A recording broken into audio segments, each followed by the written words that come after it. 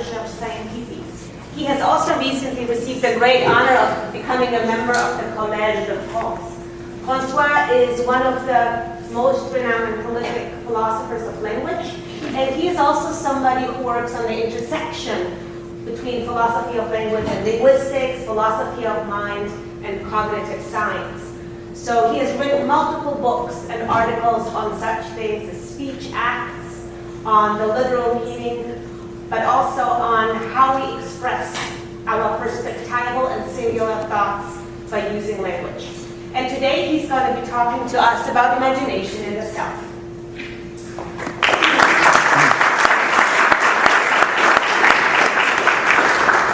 Thank you. I must start by saying how honored I am by this invitation and thankful to Professor Thomas and the Center for the Humanities for inviting me, also to Brendan Magdalena Belcher-Jackson for nominating me. I'm very, very pleased of this opportunity to talk to you about one topic that I find fascinating, which is the imagination and its structure and its connection to other mental states. So we'll start by, it's not too loud, that's okay? I start by some generalities about mental states, the sort of states that I'll be concerned with when we imagine something. I'm in a certain state, and the state has a content. And by content, I mean, there are all sorts of notions of content, but here what I mean by content is what is imagined if you imagine something. So similarly, if you remember something, what you remember would be the content. Or if you believe something, what you believe would be the content. So the content, in general, following many other philosophers, I take the content to be something like a state of affairs or situation that you actually believe to obtain or imagine to obtain or perceive to obtain. We will not go very much into this matter, but I wanted to clarify this notion of content in contrast to another dimension of mental states, which is the nature of the state itself. So it's possible for one and the same content to be the content of different states. So I can believe that it rained yesterday, in which case I'm in a state that has a certain content, but also a certain mode, that's the belief mode. But I can also imagine that it rained yesterday. Or I can doubt that it rained yesterday, in which case I would be in a different state, but with the same content but in a different mode. So the mode of the state, the belief mode or the imagination mode, corresponds to the nature of the state that we're talking about. Now I mention that because there is a view that's very widespread in philosophy, and that I want to question, which is the idea that the content of a state, at least if we're talking about those states that aim at providing an accurate picture of reality, that aim at truth, as it were, states like belief or perception or memory, for those states, it's customary to say that their content corresponds to what has to be the case, basically, for the state to be veridical. What conditions have to be fulfilled in the world for the state to be veridical. And now this is sort of abstract. What I mean is very simple. The idea is, for example, if I believe that snow is white, my belief is true, just in case snow is white. So the content, what I believe, that snow is white, corresponds to what has to be the case for the state to be veridical. The state is veridical, just in case snow is white. So there is this idea, it's very widespread, as I said, very influential in philosophy, and I want to question it by way of introducing my topic. I want to say that the conditions under which a state is veridical, we might call that the veridicality conditions, if we wanted to sound technical. I think that depends not merely on the content of the state, but also on its mode. And what I mean is simple. Think of perception. I said that the content, when I perceive something, the content is basically what I perceive, a certain scene. Here now I'm perceiving a certain scene. So that's the content.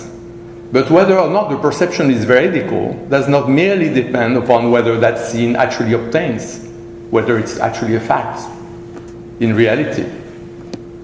it depends on further conditions as well. So this is not, you cannot equate the content, the state of affairs that's represented by the state, and the thing that has to obtain or be the case for the state to be veridical.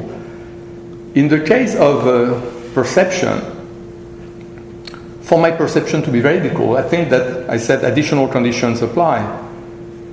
I think that the scene which is represented by the state, if my state is to be veridical, that scene has to take place right in front of my eyes.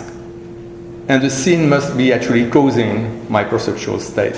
So I must stand in a certain relation to that state of affairs which is the content of my perception. So let me give you an example in which clearly the perception would not be veridical. Suppose that I am blind. I cannot see. I can still be in perceptual states, but I cannot really see. For example, I can hallucinate. I can be blind and have visual hallucination. Suppose that's the case. Suppose I'm blind and I have a visual hallucination as of a short guy hitting a tall guy. So that's the setting. That's sort of background. Now imagine that by accident, it turns out that in front of me, there is a short guy hitting a tall guy. That would not make my perceptual state veridical. It would still be a hallucination. It would still be non-veridical, despite the fact that the content of my perceptual state, the state of affairs which it represents, actually obtains. But it obtains, but it doesn't have the right relation to me for the state to be veridical. So for my perceptual state to be veridical, the state of affairs that it represents has got to be the case. It must be a fact, as it were, in reality. But in addition, I must stand in a certain relation to that state of affairs. Without the proper relation, the state would not count as veridical. And it's also very clear in the case of memory. You think of memory, it's not true that the memory is veridical just in case its content, the state of affairs that it represents or the situation that it represents actually happened. It's not sufficient. The thing that is represented by the memory must not only have happened, but it must have happened in my past experience. It must have happened to me. So if the scene that I remember happened indeed, but not in my past experience, if it happened to someone else, as it were, or if it happened in someone else's experience, my memory, that wouldn't make my memory veridical. Now this that I'm describing here corresponds to a notion that philosophers use. They use a sort of thought experiment about a particular imaginary state which they call quasi imagination. So quasi imagination, that's the case in which you have an apparent memory. It's as if you remembered something, but actually what you remember is not something that happened to you, but it's something that happened to someone else. Of course, we would have to flesh out the scenario to say exactly why that happens, but we can imagine so that within a certain family, for example, when someone experiences something, later on someone else in the family will remember. So that would be a case of quasi-memory. Now, what's interesting about this notion is the contrast with actual memory. In the case of actual memory, that's got to be you, it's your experience. Whatever is represented, whatever your memory represents, is something that happened to you, that you experienced in the past. And that's the notion that counts, because that involvement of the subject, the self's involvement, through that relation to the state of affairs that is represented by the state, I think that's something very important. And because of that involvement that comes in addition to what is represented by the state, I think that we need to distinguish between the content, which I've just sort of characterized as what is imagined, what is remembered, what is perceived. So we must distinguish the content in that narrow sense from the full veridicality conditions, that is this broader state of affairs that has to obtain for the state to be veridical. So really there are two states of affairs. There is a narrow state of affairs, that's the content, but there is a broader state of affairs that involves the content plus the subject standing in a certain relation to that state of affairs, something like this. So here is a schema. So that's schematic, you get letters and so on, but it's not too difficult. So P here is the content, what's represented. So if you believe that it's raining or that it rained yesterday, the content would be that it rained yesterday, something like this. Or in the case of perception, the scene represented, would be the content. So P is the content in this narrow sense, but there is something extra that comes into the picture, what I call here the extra bit, that is needed to get the full veridicality conditions, that is needed to get the broader state of affairs, which has to be the case for the state to be veridical. And that extra bit consists in the subject of the state, the person who is in the state, like the imaginer, or the person who remembers, the person who perceives. That person, the subject, must stand in a certain relation to the state of affairs which the state represents, which the mental state represents. That's the idea. And the relation, it's schematic here. I said the subject S bears a relation R to the content, to the state of affairs that is the content. The relation R, it is schematic here because it varies depending on the state, depending on the mode. It's a matter of mode. That's the reason why I introduced the mode. So in the case of a perception, the perception presents you, the content is a certain state of affairs. This short man hitting a tall man, for example, would be the content. If it's a perception, you bear a certain relation to that state of affairs. Namely, you are experiencing it here and now. It's causally affected. Your senses here and now. That's basically the relation in which you have to stand to that state of affairs for your perception to be veridical. And in the case of memory, that's a different relation. You have to have experienced that state of affairs in the past, a different relation in the case of memory. And what's interesting is that as soon as you're in the state, in a perceptual state, in a memory state, you automatically ascribe to yourself the relevant relation to the content of the state. So that's something you do automatically. Being in a perceptual state means that you take yourself to be related in the proper way to that which your perceptual state represents. Okay.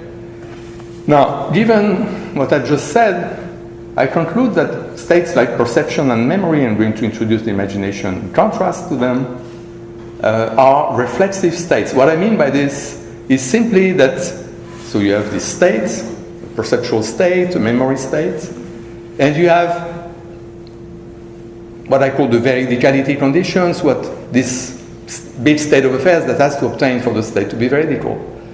And for those states, when you look at this broad state of affairs that has to obtain for the state to be veridical, you find that the subject is involved. What has to be the case for the perception to be veridical is that the subject, the person who perceives, the person who is in the perceptual state, that person must be suitably related to the content. And in the case of memory too, the subject must be related in a different way to the content. So the subject is always involved. The person remembering, the person perceiving, the person in the state has a role to play in what I describe as this broader state of affairs, which conditions the veridicality of the state. So this involvement of the subject, the important thing about it is that it has nothing to do with the fact that the subject is or is not represented in the content of the state. So far, in the example I've given, the subject is not represented in the content. If I perceive a short man hitting a tall guy, I perceive a certain scene, and there are two characters in that scene. There is the short guy, there is the tall guy. These are the characters. I'm not a character in the scene. I'm not part of what I perceive, but I'm involved. I am the perceiving subject. And for my state, my perception to be veridical, I must stand in a certain relation to the scene and the characters in the scene. So I am involved, but not in the content.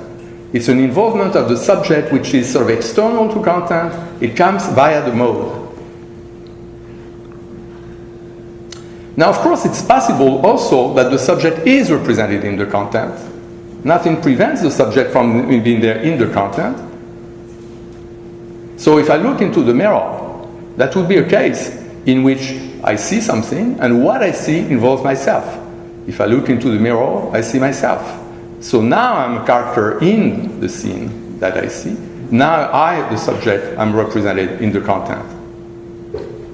So that's what Wittgenstein calls the case in which the subject is involved as object.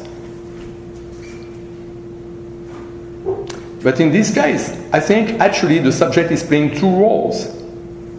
The subject is represented in the content, is part of what is seen, but the subject is also the experiencer.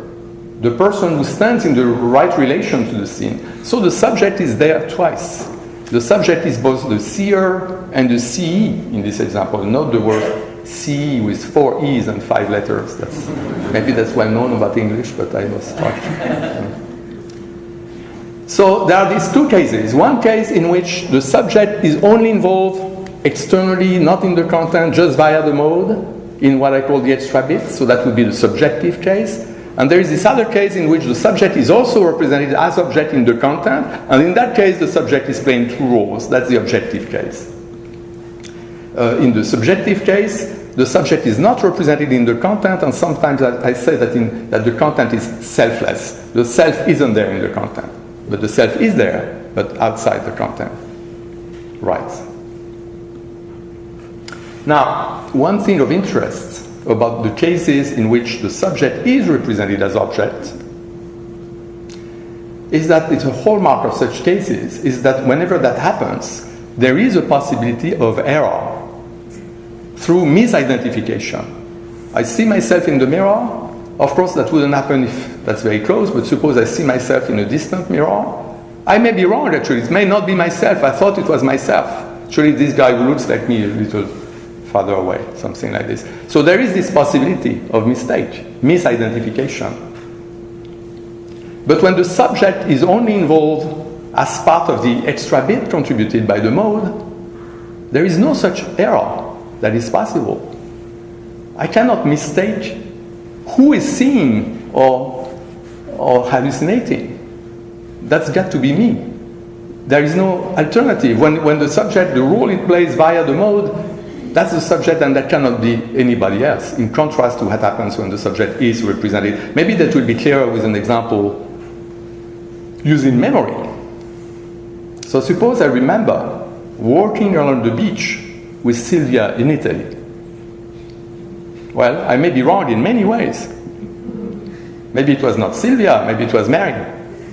Or maybe it was not Italy, it was Greece. Someone may correct me. Or maybe we were not walking but running. All this may happen.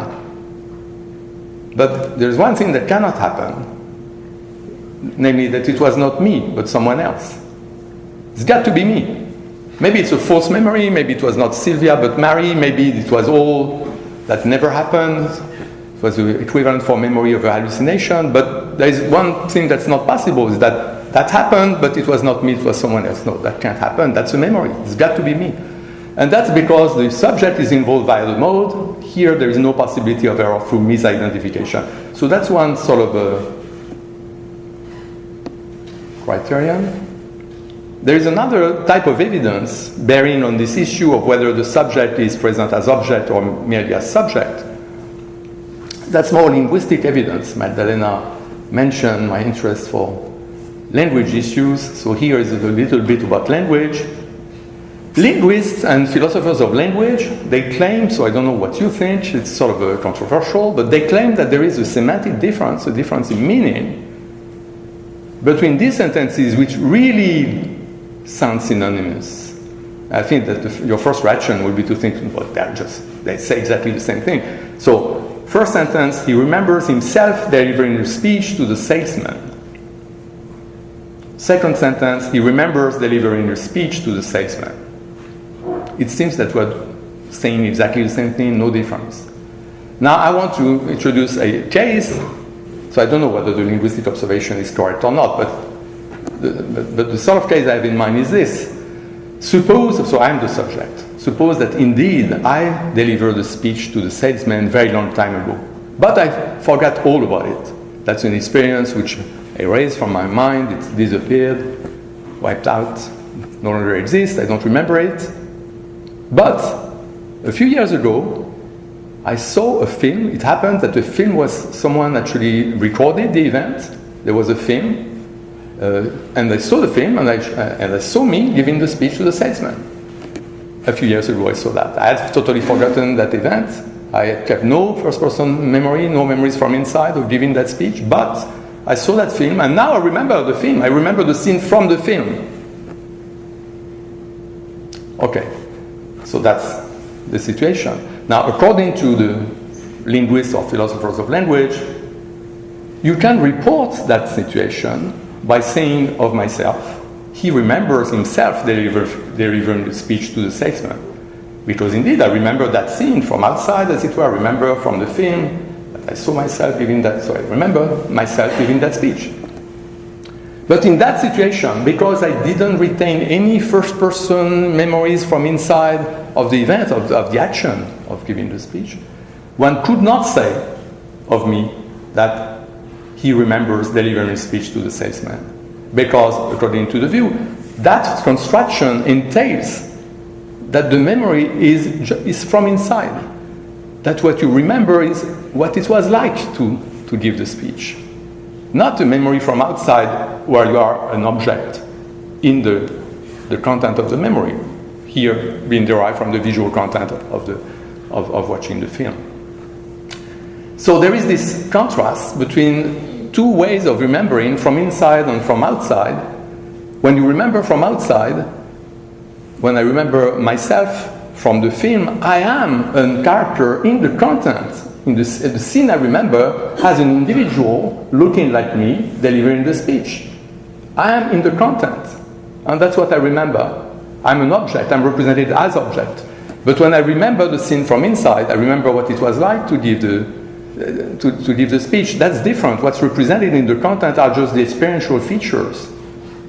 But the person who was experiencing is not represented in the content, but just secured via the mode, by the fact that it's a memory, it's got to be me.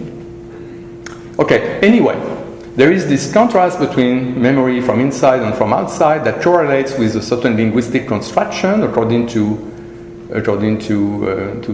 some authors. And we find the same contrast with the imagination. And actually, Zeno Wendler so this is a citation from Zeno Wendler, a philosopher who discovered both this contrast between imagination from inside and from outside, but also the correlation with this linguistic form. So let me read this passage from Wendler. That's actually, I'm going to focus on this example he gives, which is very interesting. He says this: we are looking down upon the ocean from a cliff. Just imagine swimming in that water, says my friend. And I know what to do. Brr, I say, as I imagine the cold, the salty taste, the tug of the current, and so forth. Had he said, just imagine yourself swimming in that water, I could comply in another way too. By picturing myself being tossed about, a scrawny body bobbing up and down in the foamy waste. In this case, I do not have to leave the cliff in imagination. I may see myself, if I so choose, from the very same perspective. So you see that in this second case is the objective case. The subject who imagines himself swimming in that water, what he imagines is that he's on the cliff, he's seeing those swimmers with his friend. They're looking and seeing those swimmers. By imagining himself swimming in that water, he imagines that what he sees is in imagination, what he sees is a different scene, which is very much like what he's seen, except that he is one of them. That's what he imagines. He imagines seeing the same scene, except that one of the swimmers is himself. Now, in that imagination, the subject himself is represented in the content of the imagination. In the content, you find a scene in which there are several people swimming, and one of them is the subject himself. At the same time, the subject is seeing all that from the cliff. So the subject is playing two roles here in this sort of objective imagination. The subject is both represented in the content, what is imagined, situation that's imagined. At the same time, the subject plays the role of the experiencer. The imaginary seer is also the subject. In the imagination, there is a subject, and the subject is involved twice. It's both in the scene, but it's also the imaginary experiencer. And this is this duality, the fact that the subject is involved twice, as object and as subject, that makes it possible for the subject to consider himself from an external third-person point of view, to look at himself as if he was another person. The same sort of thing that happened in the case of memory I discussed with the case of the speech. Thanks to the film, the subject was able to look at himself from a third-person point of view.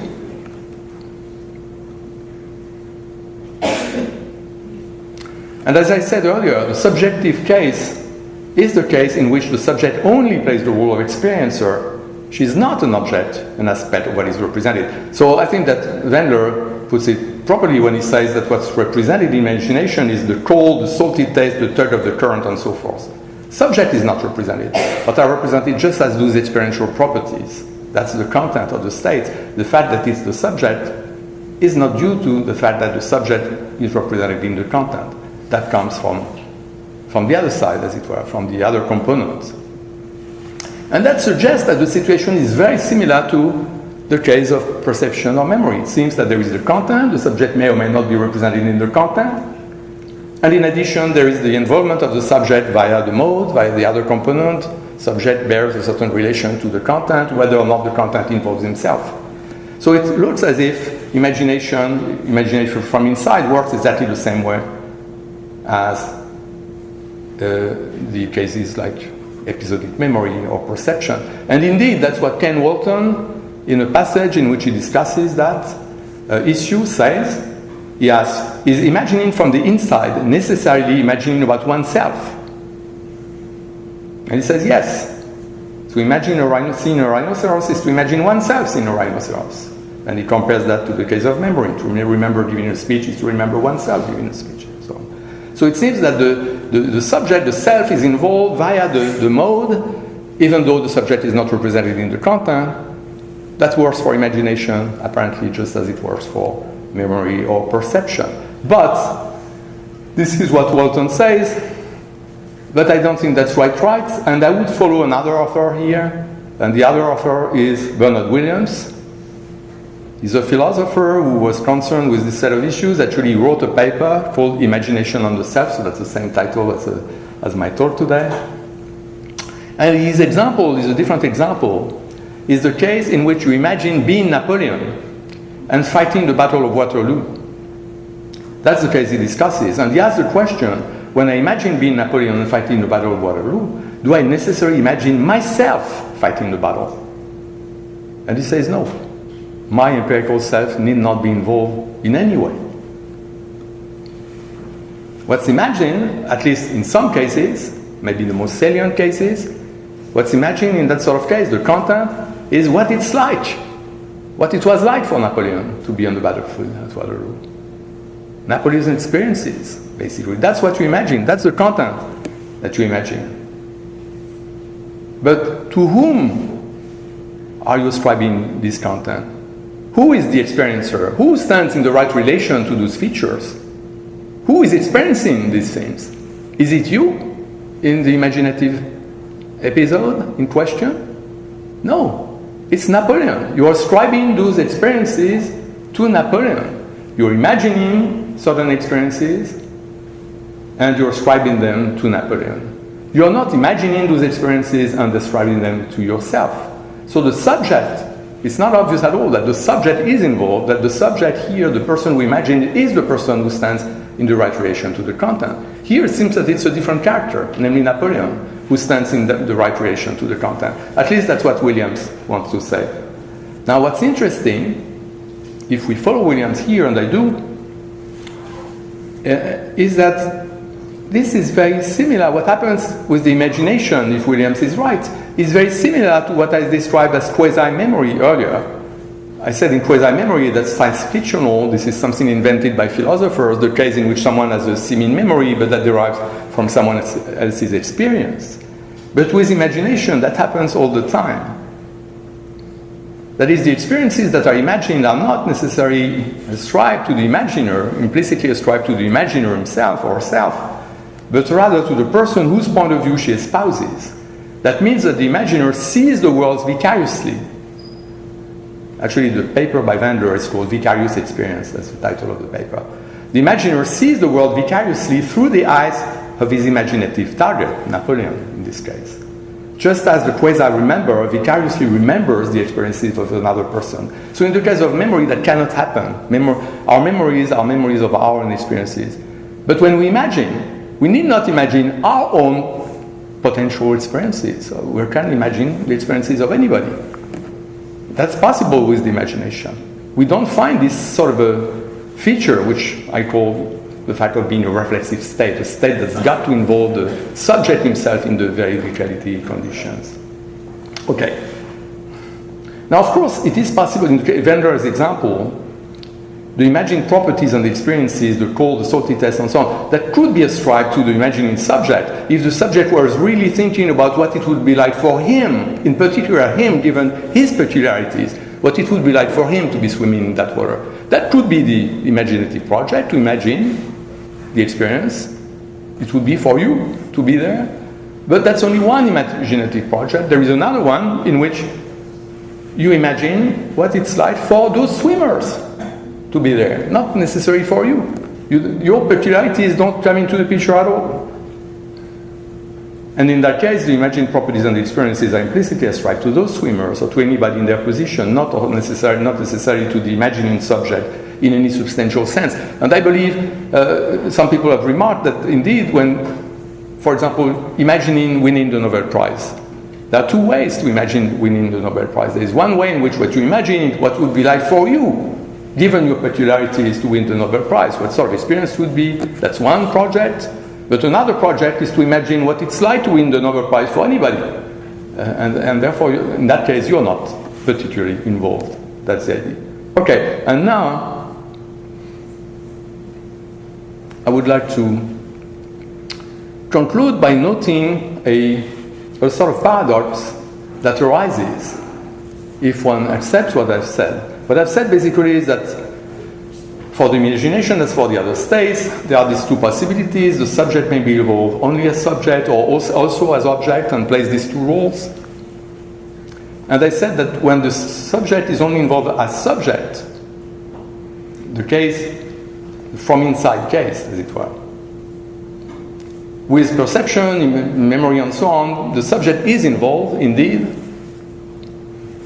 because the state is from inside, because the subject is not represented in the content, the subject comes into the picture via the other components. But what I've just said is that with the imagination, things are more complex because the subject, when the subject is not, sorry, what's happening? It's been for a long time like this? No?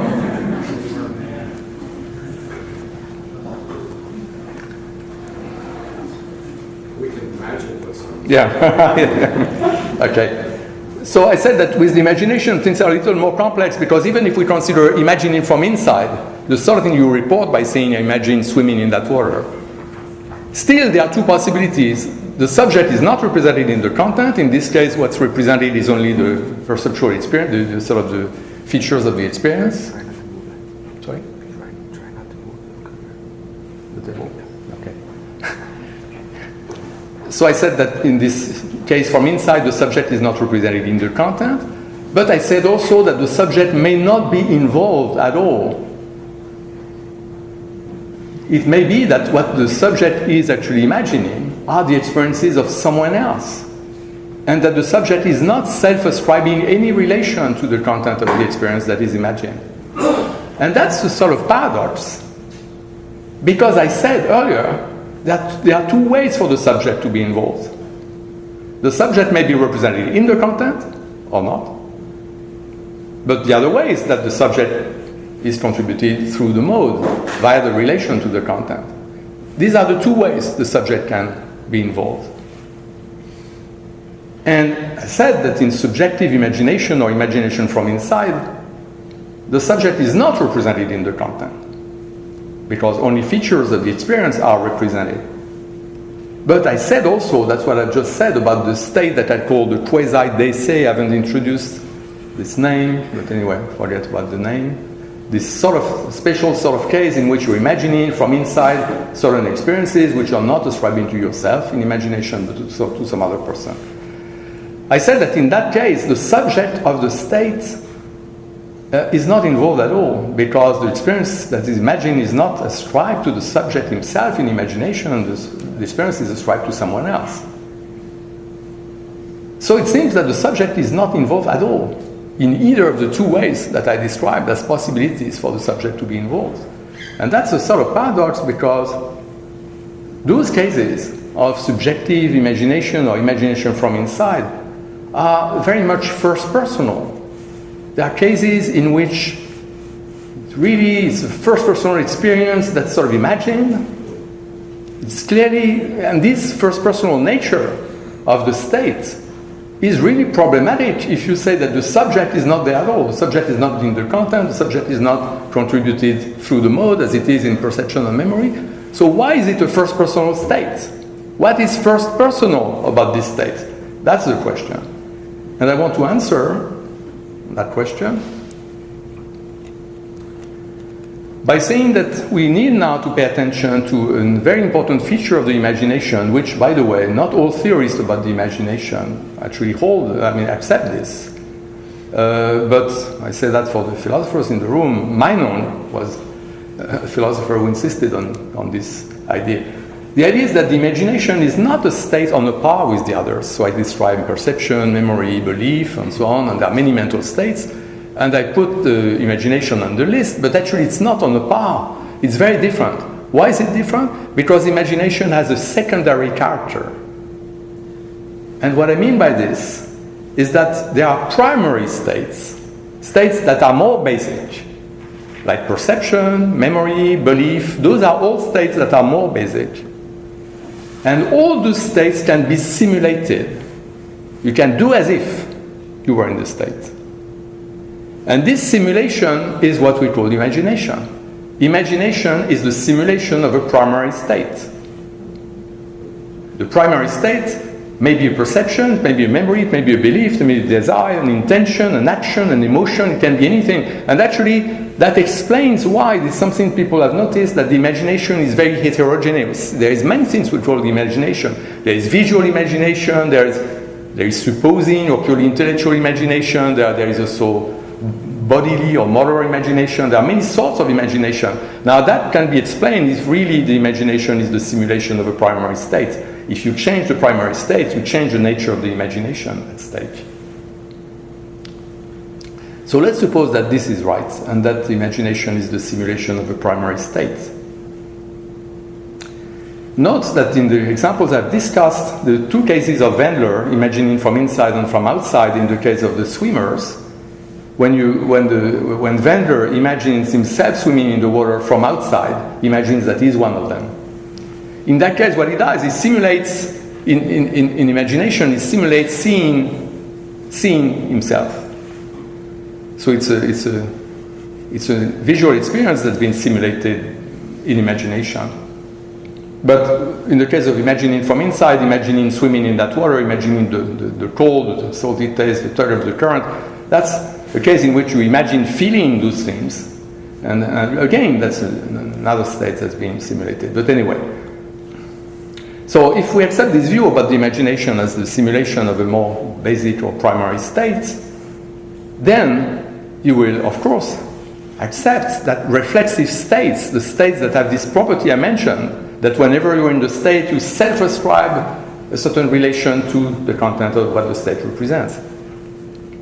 Well, those states, reflexive states like perception and memory, they can themselves be simulated. So that's exactly what happens in the sort of case I discussed when you imagine Napoleon's experiences. In this case, you're simulating a reflexive state. That is, you're simulating Napoleon having certain experiences.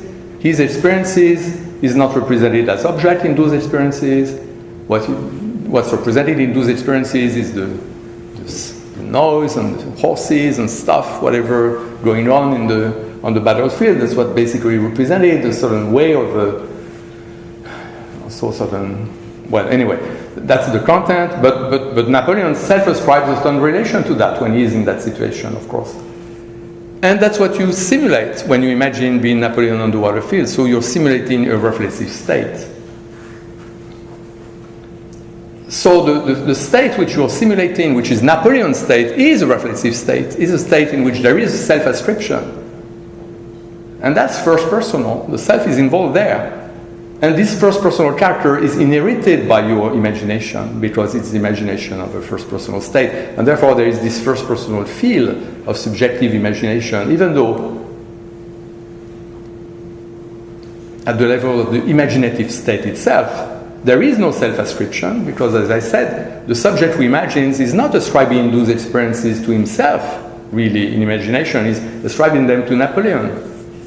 So there is no self-ascription at the level of the imaginative state, but at the level of the primary state, the state which is being simulated, there is a self-ascription. And that's why we have the first causal field. So thanks to this distinction between the two levels, the primary level and the simulative level, the level where we find imagination, I think that the paradox evaporates. And I will stop here, and thank you very much for listening.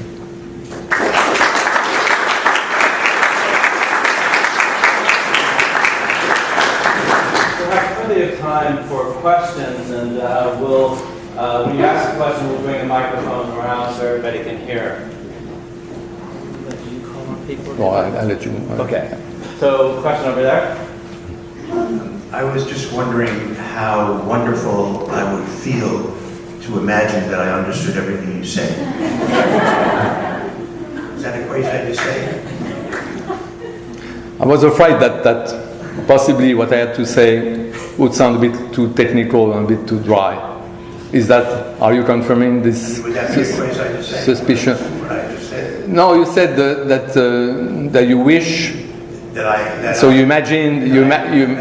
imagine understanding. How wonderful I would feel to understand everything you said.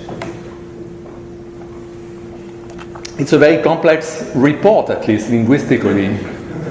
You imagine how wonderful it would feel to, and so on. So there are all sorts of complexities here. But I think that still the state that you're talking about could be understood. I mean, if we forget about the linguistic form through which we report it, could be understood in different ways.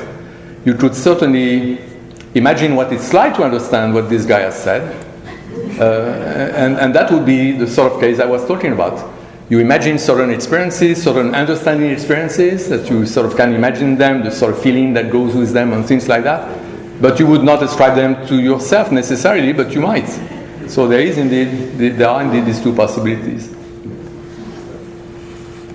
Over here. I'm not sure it can make any sense, but I have this idea that I want to ask you. Let's say this fellow is imagining himself feeling wonderful. Mm-hmm. Or let's say he's imagining how it feels to feel wonderful. So the veridical state might be that, let's say, to feel wonderful means that you're relaxed and happy, or it might mean that you're extremely excited and tense. So when he imagines, but he's had an experience in the past of feeling wonderful about something. So that's what he's remembering and assuming is the wonderfulness he would feel if he could understand you. Correct? Yes. You don't understand me. No, I do. I do, yes. So there is this. So, exactly. That's right. And the fellow who's saying, I'm imagining how these people feel in the water is based on what I have felt in the past in the water. And I might think the water is cold, but actually it could be warm. And so the people are not experiencing what I'm imagining. So it's not true. Okay, so I agree with you that in order to imagine certain experiences, we have to, in order to imagine what it's like, we need to have ourselves some idea of what it is, and therefore we need to have had previous experiences. We need to know what it is to feel wonderful. We need to know, to have experienced that sort of thing, and then we can reuse those past experiences to simulate the state in a situation in which we don't feel wonderful. So we're not in that situation ourselves. We don't feel those experiences, but we have the building blocks, as we were, and we can sort of reassemble the elements of our past experiences in our imaginative state in order to simulate. So yes, I agree with this idea. Now, when you talk about the veridicality and the fact that because I'm importing elements from my own experience, it may not match with actually the target. The target here, for example, the swimmers. There are those swimmers. I try to imagine what it's like. And I myself have certain experiences, similar experiences, and these experiences come with, for example, feeling very cold or that sort of thing, and that's what I imagine, and I may be wrong because actually it's pretty warm. Actually, yeah, that would very much apply. In the case of Winder, he was, I believe, living in Canada, and his sort of experience on being on the cliffs in those swimmers is very different from, I guess, someone in Miami would have feel differently and would have. But okay, but still, so I see what you mean. But still, I think that I would not want to extend this notion of veridicality to imagination. Actually, when I started, I wanted to introduce the distinction between the content in the narrow sense, what's imagined, what's perceived, and so on, and a broader notion of content, perhaps this broader state of affairs that involves also the subject. So that's what I wanted to do, and I started with this notion of states that are veridical, like perception, memory, belief, and I had this notion of veridicality condition. But in imagination, we don't say that an imagination is true or false, or that it's veridical or non-veridical, because that's not the point of the imagination, though it may be. Maybe in some cases, so I see what you mean, maybe the imaginative project may be to imagine what they feel, and you may be wrong if you imagine something which is not what they feel, how they feel. So maybe in some cases, but in general I think that this idea of veridicality goes together with this property of reflexive states, which is when you're in that state, you, the subject, stand in a certain relation to the state. But in the case of the imagination, you don't have that, actually. You don't have that. So because you don't have that, this notion of veridicality doesn't apply across the board. It may apply in some cases, but not across the board. But anyway, I quite agree with your description of the case, how we proceed when we do imagine in those situations. If I go into a dark room and close my eyes and press on the side of my eyeball, I experience light. Am I imagining that? Or am I seeing that? I don't know. I mean, there are people who know much more about this sort of topic. I would think that it's neither of them. Though there may be, so it's different. Though there may be cases in which it seems to you. So first, when I talk about perceptual states or memory states, I do not mean, that's something I should have said, that's probably maybe a good opportunity for saying it. I do not mean that the state has to be really a perception, that I have to really see something. I mentioned the case of hallucination at the beginning, saying that the guy who hallucinates is still in a perceptual state. So what determines that something is a perceptual state is not so much the fact that you're actually perceiving. What matters is the quality of your state. It feels like a perception, and because it feels like a perception, you ascribe to yourself a certain relation to the content. So another thing on that, and then I answer your question. There are some people who say that memories actually are often only imaginations, because there are things that we don't really remember, we imagine, but we take that to be a memory. For us, it feels like a memory. It's not really memory because it's made up, basically. But in my sense, I'm using memory, perception, imagination in a phenomenological sense. There are those states that feels like perceptions, they feel like memories, they feel like imaginations. Even if it's not really a memory, even if it's made up, it feels like a memory, and therefore you self-ascribe a certain relation to the content. That's what I mean by the memory mode. Now, in the case you described, we can perhaps imagine in some cases that I might have one such experience. If someone else maybe touches my eye, I don't know. I may be under the impression that I'm seeing something. And in that case, I would say, yes, that's a perceptual state. That would be like the memory based on something purely imaginary, something the memory that feels like a memory, but it's not really memory, that would be similar. It would be a state that feels like a perception, but it's not a perception. But for me, what matters is the phenomenology, how the state feels, because that's what I call the mode.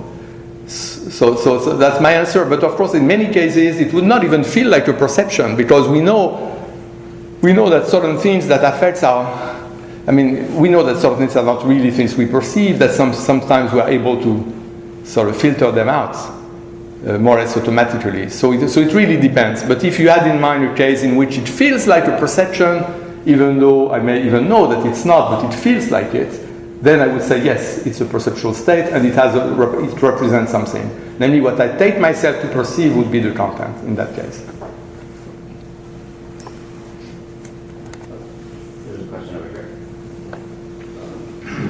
When you say the imagination and perception, the state, does that mean that you're in an awake state? What about in a state of sleepiness, dreaming? Yeah, no. So say what the medical term is schizophrenia. People who imagine things happening around them that are not really there, but they imagine them. And they are a self, they are a person. But I guess there's something imbalanced in their chemical makeup that creates all this imagination. And they write science fiction stories, they draw fantastic paintings and do all of that. So first, the notion of state I use because philosophers often talk of mental states, having content or intentional states. So one possible objection is that perception is more like something like an activity or not quite set, but that's not your point. Your point about whether it needs to be awake, you need to be awake, is it a state of consciousness? Well, state of consciousness doesn't mean that you have to be awake. I suppose that someone who dreams is in a mental state that has a content. So I think that dreams count as states of the sort I was talking about with a certain content. And they would presumably count as state of consciousness. So the fact of being awake or not, in the sense of awake in which someone who's dreaming is not awake, that doesn't matter. So dreams would be part of would be in the same ballpark as the sort of states I was talking about. And except that for dreams, it's very hard to understand. The dreams are very complex. In dreams, there are many things that are very much like perception. Of course, they're not real perception. I'm not perceiving anything when I'm dreaming, but it feels as if I was perceiving things. It also feels as if I was doing things. So there are many dreams also, like the imagination, are the simulation of basic states. We simulate a lot in dream, but it's very different from the imagination because it's something that happens to us, quite independent of our will. It happens to us, so we're passive, but still there is this simulation of the state. And it's not clear exactly how dreams work and what we would say, but certainly I would say there are mental states with content. And whether or not the subject self-ascribes, I think that to the extent that the dreamer believes that he's perceiving or takes himself to be perceiving or to be doing things, then I would think that there is a self-ascription of the relevant relation to the content in that case as well, which is of course non-veridical. But for schizophrenia, I would make the same answer I made when I talk about hallucination. Hallucination is something that can happen indeed in schizophrenia. So what matters is how things feel to you. It's not so much whether the state is veridical or not. That doesn't matter that much. That's how the state feels. So if you take yourself to be seeing something, like a pink elephant or whatever, it's a perceptual state with a certain content, and by being in the state, you self-ascribe, you ascribe to yourself a certain relation to that which you take yourself to be seeing. And that's all I was saying. So in the case of schizophrenia, there are many states that are non-veridical. Clearly, there are delusions, but that doesn't affect the core of what I was saying. What I was saying was providing a sort of analysis of those states, of different elements that come into the import of the states for the subject. And the veridicality issue doesn't really arise. I talked about it at the beginning because it was a way of introducing the important distinction between the content and the elements that are introduced via the mode.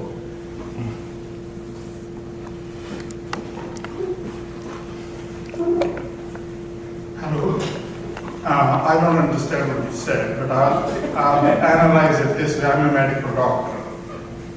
Presuming your medical condition is stable, you don't have any eye problems, your metabolic state is okay, you don't have any tumors, you don't have any abnormalities medically, then when you start imagining, if you're normal, you think you're imagining, you're normal. When you start getting involved in it, whether it's true or not true, you start getting somewhat uncomfortable. That's what's called anxiety or being nervous about the situation. That will be called neurosis. When you start believing in it and you start acting on it, and that will be called psychosis, and that will be more of emotional state, provided all your medical conditions are normal. If you had a brain injury, or you had a high blood sugar, or your electrolytes are off, or you have some glaucoma or some other problem like a sight problem, if those things are excluded and you're acting on those, that will be more leaning towards psychosis. Thank you. Yes, actually that confirms what I was saying. So I think that there is a very important difference between the case of a subject who imagines. The subject who imagines, I take imagination to mean a state that feels like an imagination, a state that the subject states to be an imagination. And I'm saying that when the subject imagines something, the subject does not ascribe to himself a relation to that thing, which would make possible to act on it. For example, when you perceive something, you take yourself, I perceive this bottle, I take myself to be standing in front of it, and because I self-ascribe that relation to what I perceive, I can act on it, I can sort of try to grasp. Because indeed, I presuppose that the thing stands in a certain relation to me.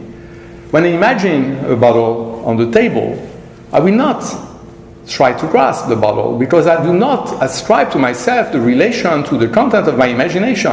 Why? Because I'm aware that it's an imagination, because it feels like an imagination, and the correlation between how we act, how we behave, depends upon the relation that we take ourselves to stand to the content of our mental state. So it's very important, but in the cases, the pathological cases that you talked about, there is a difference in the phenomenology.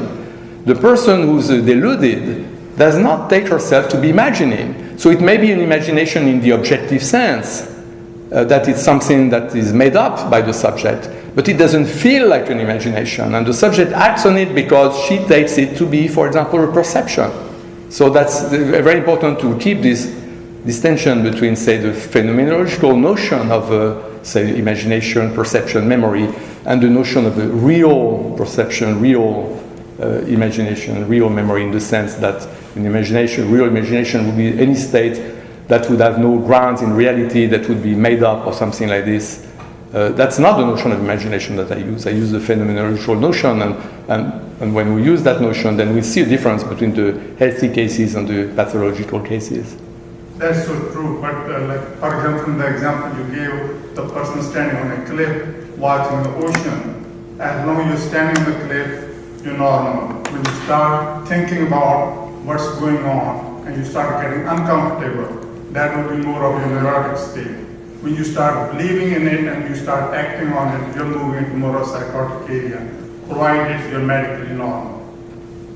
Thank you. I have time for one last question. I have a secondary scenario I'd like to present to you. And maybe it's perception, but I'm not sure. So you're on your way home,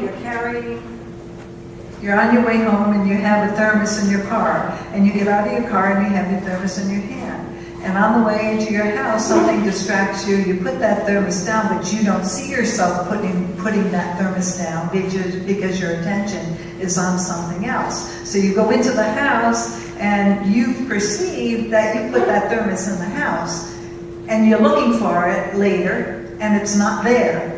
And you cannot remember putting it down because your attention was distracted.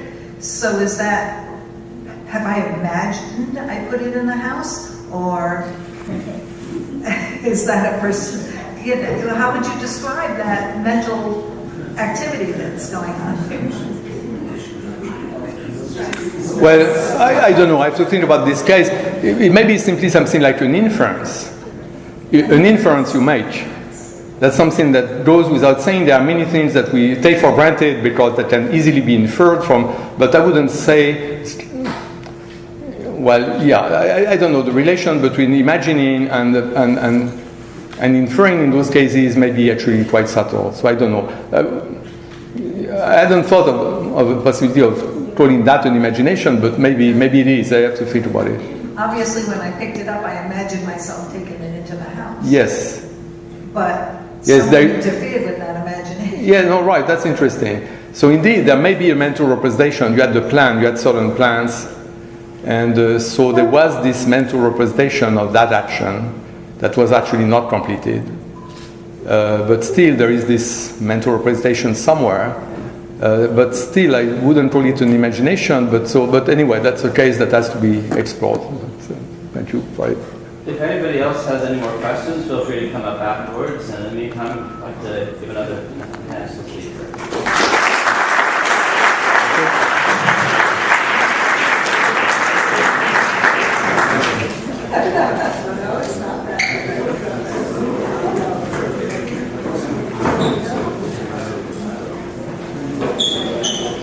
Well, I can't say I understood everything, but I thought I got the drift of it, and that's what counts. Thank you.